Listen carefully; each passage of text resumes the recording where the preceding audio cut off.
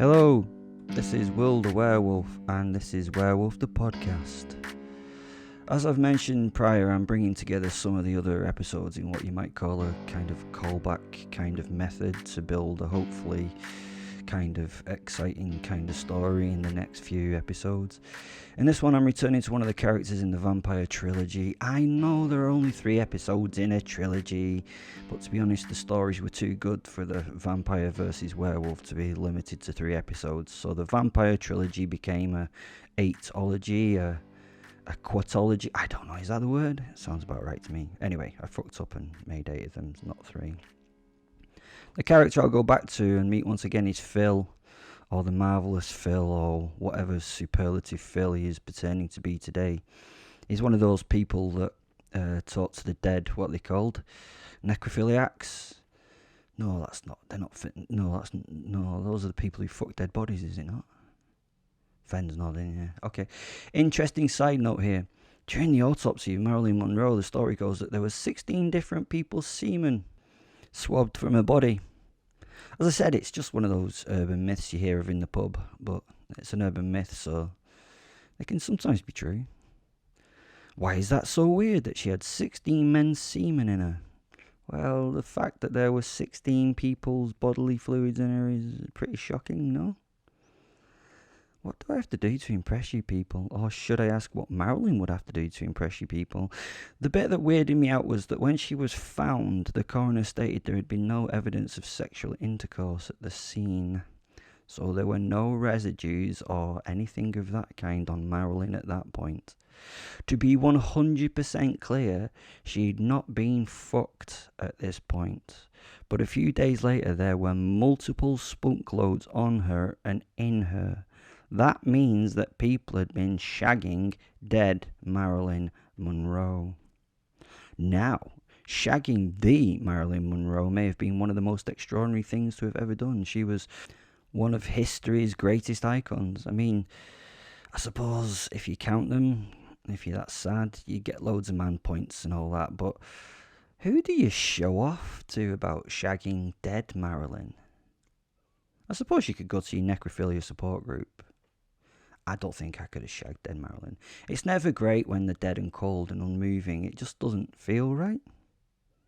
Sorry, where I was. Oh yeah, I wanted to talk to the full-on Phil. It shocked me at the seance I'd accidentally fallen into when running away from a group of fang-headed fuckers. He'd seen a lot of dead people. He was legit. He'd been seeing all the people that I'd killed in my werewolf murdering days, and apparently it was quite a lot, and they were somewhat annoyed with me for killing them. I think it was something similar to, the victims torturing the werewolf in Werewolf in London, but in this case, the person being tortured wasn't me. It was this poor Phil guy. They complained to him, and I couldn't see him. I hope it was like the classic film, and they're all rotting away and things like corpses and zombies. That would be ace. I wish I could see them now. Shame. Now, there again, it would be good to see them, but I couldn't cope with them always being there. It would make taking a shit a bit uncomfortable, wouldn't it? I wanted to see Grand Phil for 2 reasons. The first was to do a head count of all I'd killed. I'd lost count in the early 1990s. It got a bit ludicrous with the number of bodies I was laying down, but I was once again interested in the numbers. If I ever have to write, an ending to my memoirs, it would be good to have the final murdering score of werewolves to humans, would it not? I think at the end of your life, you should have it on your gravestone. It could be like to have the number of people you've fucked, the number of people you've murdered, and then maybe the number of people you've fucked and murdered. We could even add the number of people I'd murdered and then fucked. But that was only 2, and both were somewhat of a sick accident. 2, you might question, would have, should you have not realised it was a wrong thing to do when you'd fucked the first dead body? Well, you know me, I believe you have to try something at least twice in most cases before you find out if it's genuine and vile. It is. That'd make an interesting Venn diagram to look at, wouldn't it? If we did the number of people you've murdered and then the number of people you fucked and then murdered. Sorry. The other reason I wanted to see Phil the Fantastic would be to try and contact someone I'd wanted to talk to for a long time. I wanted more than anything to speak to my ex-wife. Is the ex-wife the right thing to call her? My dead wife? My once wife? I met her for the first time a long time ago in St Andrews. I didn't even know I was married at that point. She was the first other werewolf I'd ever met, and she was perfect. We rebuilt our relationship, which I never knew anything about. Didn't even realise I had a relationship. Again, you can listen all about it in the Werewolf and His Wife episode if you wish. It would be easier than me trying to tell you all about it. I can tell you that I'd married her back in the history of my posits' interaction with other humans. Then Azza, that's my wife, and the human of his choice back then had married in the 1600s, and Fen had moved on from that human. I hope you kind of understand that. Fenrir had been partnered with 5 other humans throughout his time, and he'd married her when he was one of them. I do not know which one he was. I'll tell that story when I get to it. Oh, fuck, shit, now I have to explain Fen again. That's one of these things that it really annoys me with these standalone stories. Sorry to all those who know all this shit. I apologise. I love you if you listen to all the podcasts and join the Facebook group and do all that. No, I mean, I love you. You know what I mean. I've even given away my bloody art in competitions on there. That is how much I like these wonderful people. They get it. Dawn Porter, for example, she's awesome and won my piece Be Positive. It is a beautiful piece, mainly in red, due to it being painted with 144 people's B plus positive blood. You see what I did there? Be positive, yeah. Do you know how time consuming it is to take each victim's blood type? Well, she won. Thanks for taking part. I must love you if I give you my art. Back to Fen. Fenrir is my wolf soul. He is a separate ghost-like entity that is invisible. He has been around for thousands of years and is my chatty, wolf-looking best friend. He is the greatest and has been my inspiration and teacher since I was a baby. When I become a werewolf, he joins with me. We transform together. When we become a wolf, we do the same. I hope that's enough to be getting on with for now. The shock wife and I had fallen back in love. We'd done some horrible shit together and then I'd killed her. It was because I'd fallen out with my newly found tribe due to my posits past. Yeah, that's back in the episodes as well. This is a roundup of all those episodes. It wasn't my fault. It was down to our history. I killed her because I didn't want her to be able to be used against me as any form of leverage. You may also know that the wolf's soul is passed on when the werewolf dies. The soul doesn't die, just the human bit does. So I was going to see the wonderful Phil to try and find that soul owned by my wife, Azza. It wasn't hard to track down the stupendous Phil. He was working as a medium around the Manchester area, and he had a heck of a following on Facebook. 95% of the followers were women between 35 and 50, and they regularly went to Spectacular Phil's shows to speak to lost loved ones. Before this, I always thought that mediums were liars or mentally ill. I think anyone who tells you they can speak to your dead relatives, but it costs money, is horrible. Can you imagine telling a grieving mother that her dead son or daughter can talk to them for a fee? Do you need money to do it? You're like such a cunt if you do. A simple, mean-minded cunt. It's a bit like yoga teachers, all deep and meaningful and namaste and all that shit and spiritual as long as cold hard cash was paid for their time, you know, them being spiritual and shit. Namaste, motherfuckers. I always thought mediums were further evidence that some humans are as bad or worse than me. They were liars and con artists. I also knew that there are many mad people in the world and that they could just be mentally ill, which would be sad for them and also the parent who had lost a loved one. They could actually be thinking that they could speak to the dead. The mediums, I mean, thus giving hope to family and also supporting a sick person. It turned out with Dazzling Phil that he was actually legit. That fucked me up a little. It sounds a little strange coming from an individual like myself, but I find it hard to believe in things like the supernatural and the paranormal. I think that the scientific method explains things. Yeah, a werewolf finds it challenging to believe in fucking magic. It sounds a little stupid, does it not? Even to me. I can't help it though. I need things explained to me through rational argument. I also have learnt that we cannot always rationally explain everything. When the non-rational happens and I experience it, I have to accept it. I've learnt that we're just not at a point where we can explain everything that's going on. Magic, I'm sure, will be scientifically explained eventually. We just can't do it at this point in time.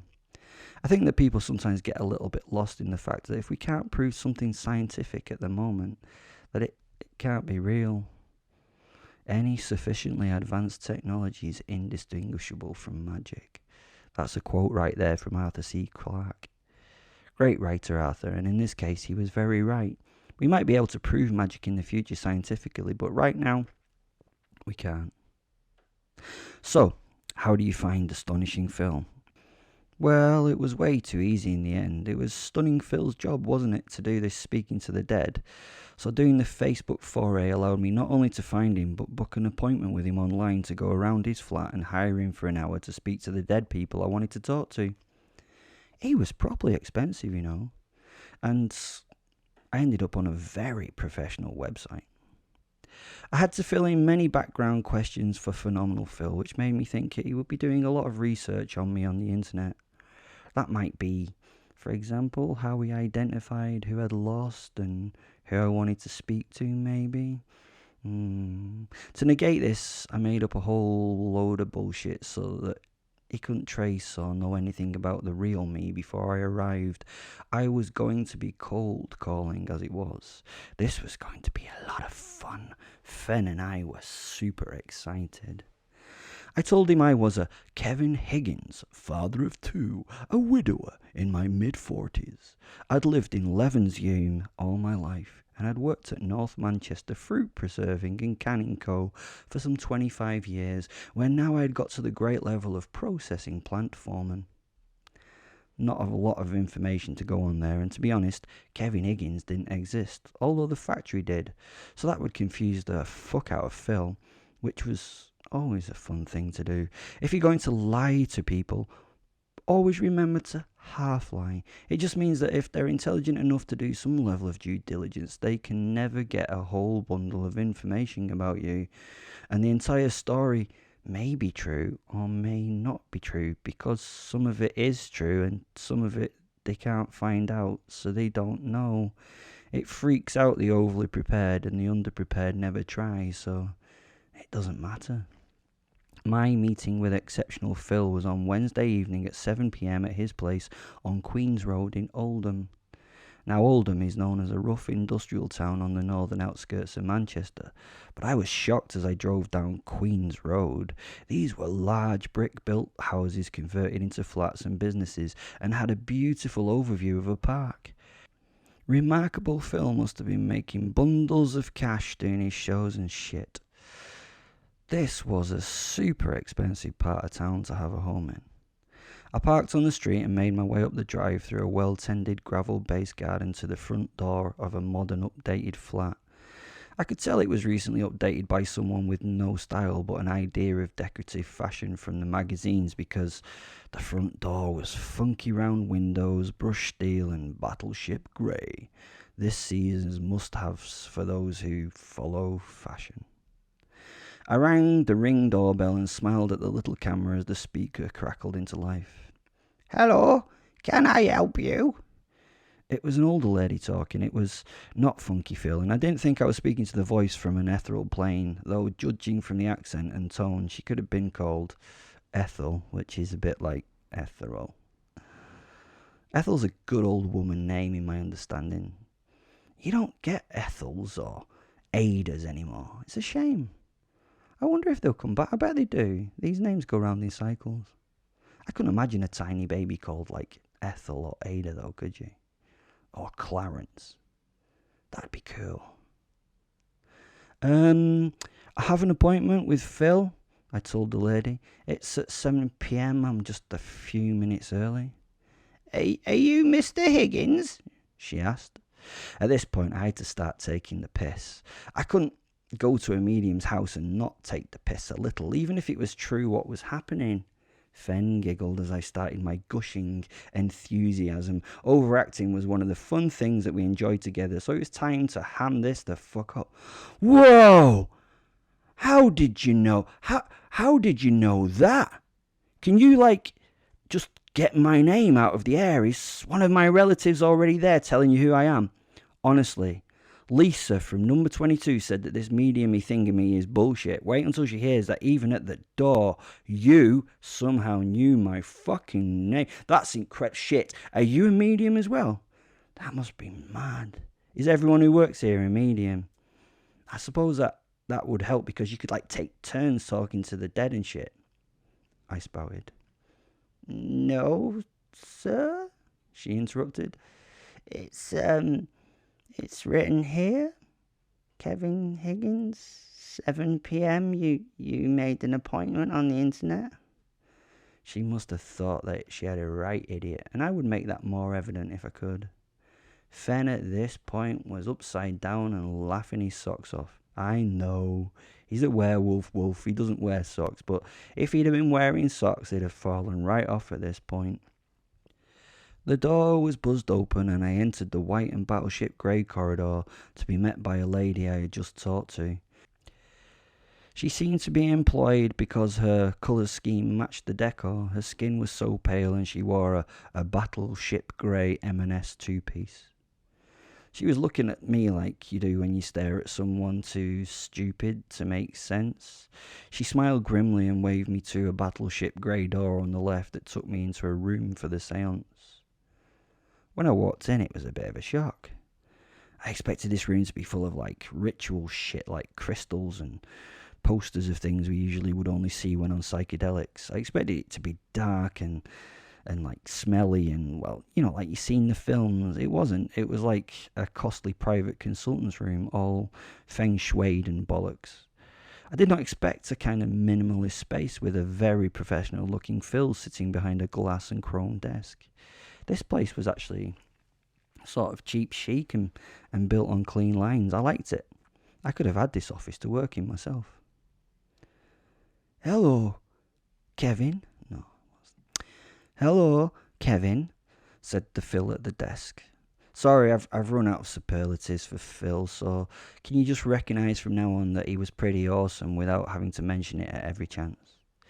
He was a man in his mid-40s, dressed in a Slater's menswear off-the-rack suit and was poor posh, if you know what I mean, new to money and not sure how to spend it yet. This was a little shocking at first because I knew the Phil to sound a little camp and give the gaydar ping of an aircraft carrier to my superb senses. Stereotypically, gay men have a certain panache and style, even if it is kind of crass. It tends to be elegant crass. Phil was looking over his half-moon glasses and steepled fingers, regarding me in a manner that would make me pause and consider that I was being regarded and studied and weighed and judged. He had obviously spent some money on a corporate body language training course, so I slipped into the next level of overacting and took on Captain Kirk manner of speech to fuck this up as much as I could. Hello.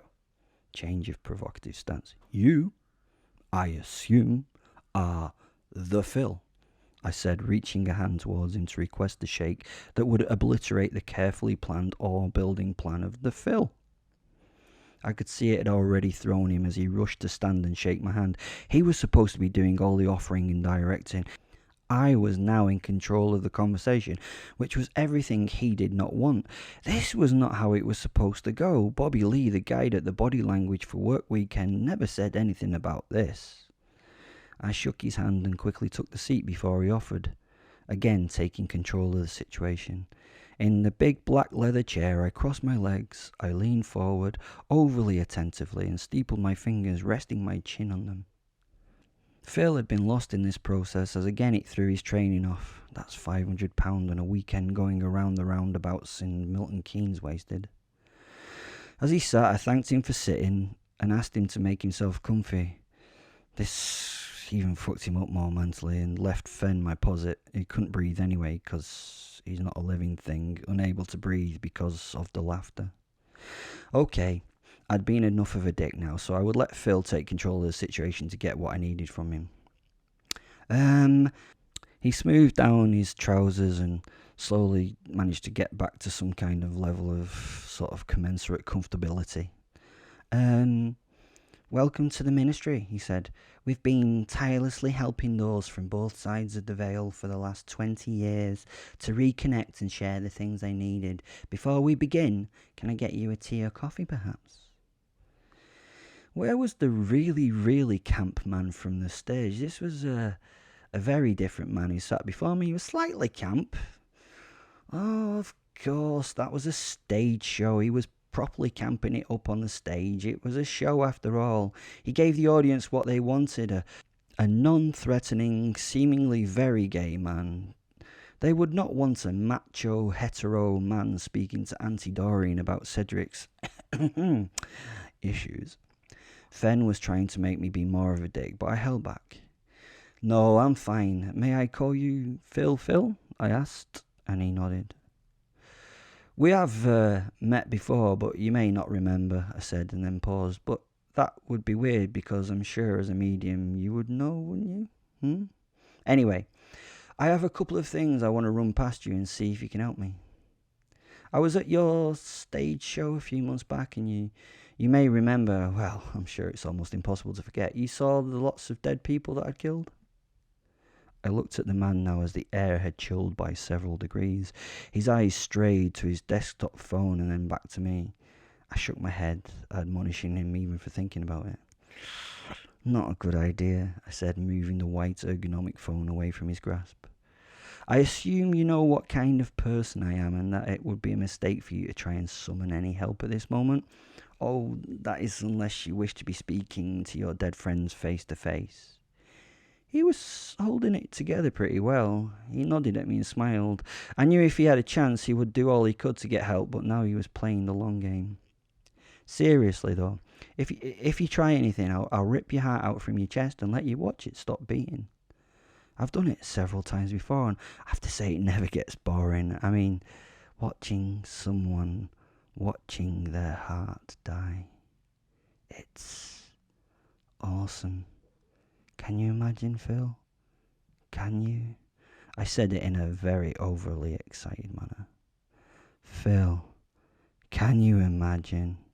I became a little perturbed and aided the man's judgment in realising that this was wildly out of control maniac who would kill him without any thought. He did not know what to say. I put him out of his misery because now I could see that this had done the necessary threatening and that he was very focused. I laughed. One of the things I would like to do is ask one of my victims at least how the process felt. It would be good to get some feedback on my work. I never really had the opportunity to get some, you see. I mean, they're not normally able to give feedback on TripAdvisor, are they? I laughed and addressed his left ear as I spoke. I have discovered that if you wish to look unhinged when threatening someone, stare at their left ear while you talk. This freaks them the fuck out because you appear to be fucking mental, as they say in Manchester. If you want to appear sane and in control, maintain eye contact. They then think you know what you're doing. I swap between both respective methods when threatening people. They both have their respective uses. I could smell the fear now pour off the wee man. This was going well. I also need you to contact someone for me. Could you contact my dead wife? Now, she may be a little pissed off at me and unwilling to talk. I mean, I suppose I did kill her, but I need her to know why I did and what for and how much I love her. Do you think you could do that? I asked him. He did really not know what to do. He just sat there seemingly in some distant happy place he had withdrawn to. I leant further forward to just, intimidate a little more. Did you not hear me, Phil? The man suddenly came to and nodded. So, then let's do that otherworldly shit and find me some dead people to talk to, please? Fen and I stood staring at the man. We were very excited to see how the process was going to work. The mighty Phil opened his collar and sat back in his chair staring at the ceiling. And then it happened. He started mumbling and warbling and then just freaked the fuck out. It was hilarious. He was staring around the room and he was terrified and it was fucking great. Ah, well, ain't it shit that we can't see what the fuck he's seeing, telepathed Fen to me. I know, right, I replied. The frothing Phil was rolling around in his chair, screaming and shouting at random things around the room. It was cool at first, but it was starting to get a little bit dull, to be honest. We, Fen and I, needed to hear at least what he was seeing and hearing. Phil! Phil! Phil! I was shouting directly at him, but he was not getting it. Phil! Phil! I grabbed the fucked up Phil by the neck and shook him a little. Now, Phil. I held eye contact with him. Phil, listen to me. Phil, listen to me. He touched my face with his left hand fingers, but managed to maintain eye contact with me while drool left the left hand side of his face. It was a step in the right direction. I shook him again. Phil, tell us what you see. He looked to his left with a slack jaw and pointed. There's a little girl here, and she's crying, he said. Excellent, let's get to it, Fen jumped in. And? I asked. She's telling me her name is Shan. Doesn't ring any bells with me, Will. Me neither, Fen. She's a little Welsh girl. She's telling me she's 9 years old and that you made her kill her 4-year-old brother by scooping his eyes out with a Welsh love spoon. Sounds like us, I said. Does that narrow it down? Fen asked. I shrugged my shoulders. A little. I mean, I did kill a lot of little Welsh girls and I do love Welsh love spoons. We went through that phase, remember? There are so many of them. There's so many dead. Oh, God. And they're all trying to talk to me. The shockingly alarmed Phil exclaimed. I felt so proud. How many, Phil? How many? How many, Phil? I asked, but then I realised he was in no fit state to count anything. Here's another. Oh my God. He's telling me you made him eat his daughter's fingers while she still lived so that if he did it that you'd let her go and after he did you killed her. Aye, that was a bit fucked up of you, Will, Fen told me. I know, but Fen, he was annoying me. That he took, so long chewing them. Kids' fingers are easy to. Another man is reaching for me. He has a hole in his guts and things are unravelling and hanging out and there's blood and he's got blood all around his mouth and they are. I slapped fucking Phil. Keep it together, Phil. We're paying you a lot of money for this, you dick. Stay professional for fuck's sake. Don't you hate it when people lose their professionality in their jobs? It shows a lack of character. He's telling me you made him eat his innards while you watched. That was funny. Oh, I shared with Fen. Here's a woman. She's different than the rest. She stands before all of them. She's not saying anything. Now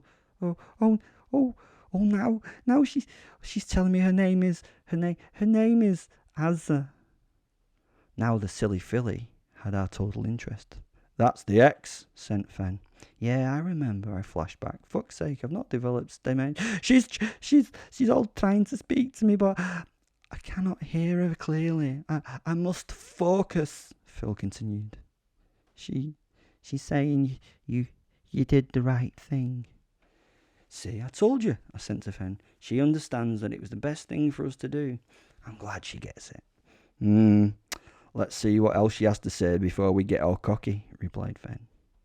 She says that Sally is on her way for you. Does that make sense? Sally will make things right. I was a bit puzzled by this. Sally? Who the fuck? Oh yeah, now I remember.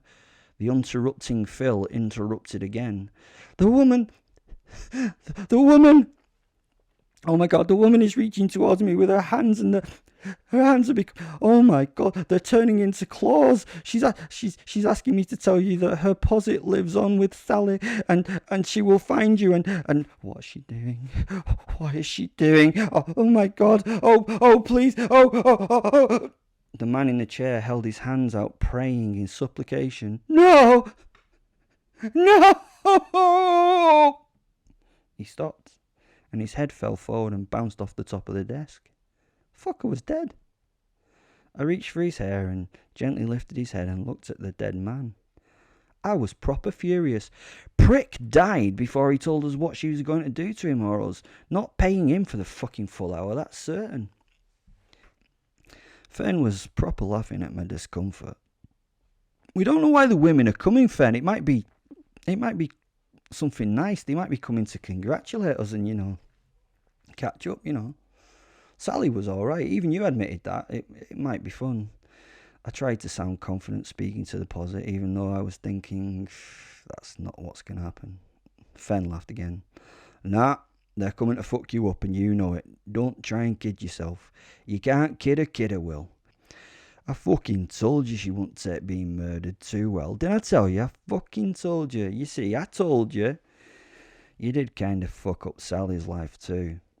They're coming for you, Will. They're coming for you, Will. What the fuck are you gonna do, Will? They're coming for you, Will. That's the end of a long episode, folks. Thanks for listening, and please remember that you can give me some cash if you like to support the show. Thanks to you guys, I managed to save it up and buy a new microphone last week. So cheers to those who bought me a coffee by following the support the show link. I bought some coffees and a microphone. There are links to all sorts of shit in the podcast description, in Santagram and Twitter and all that bollocks. Some people have even offered sponsorship for episodes, so thanks for that. And I'm thinking about what I want to be sponsored by. Yeah, it's a difficult one. Anyway, congratulations again to Dawn on winning the picture. The smell and stink will wear off in a few weeks, I promise, once it dries properly. Love you all. Bye.